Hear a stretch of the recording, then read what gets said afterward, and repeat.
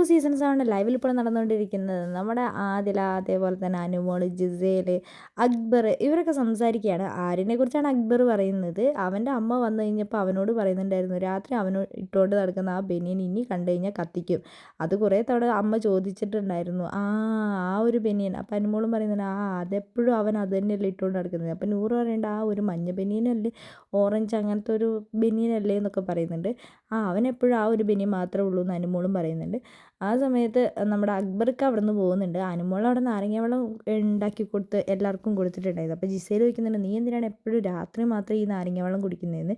രാവിലെ ആണെങ്കിൽ എനിക്ക് കുടിക്കാൻ കിട്ടില്ല, ബാക്കി എല്ലാവരും തട്ടിപ്പറിച്ചുകൊണ്ട് പോകും. അതാകുമ്പോൾ രാത്രി ആകുമ്പോൾ പിന്നെ എനിക്ക് എന്തെങ്കിലും കുറച്ചെങ്കിലും കിട്ടുമല്ലോ എന്ന് പറയുന്നുണ്ട്. ആ സമയത്ത് എല്ലാവർക്കും നാരങ്ങ വെള്ളം കൊടുത്തു കഴിഞ്ഞിട്ട് അനുമോൾ ക്ലാസ് കഴുകി വെക്കാൻ പോകുമ്പോഴാണ് നൂറേൻ്റെ ക്ലാസ് അവിടെ വെച്ചിട്ട് പോയിട്ടുണ്ടായിരുന്നത്. നൂറേനോട് അനുമോൾ ദേഷ്യപ്പെട്ട് പറയുന്നുണ്ട്, നൂറയ്ക്ക് കുടിച്ച് കഴിഞ്ഞ് കഴിഞ്ഞാൽ ഈ ഗ്ലാസ് കഴുകി വെച്ചിട്ട് പോകാൻ അറിയില്ലേ എന്ന് ചോദിക്കുന്നുണ്ട്. അപ്പോൾ അവിടെ നിന്ന് വേഗം ആദില വിളിക്കുന്നുണ്ട്, വേഗം വാ നമുക്ക് പോയി കുളിക്കാമെന്ന് പറഞ്ഞിട്ട് വിളിക്കുന്നുണ്ട്.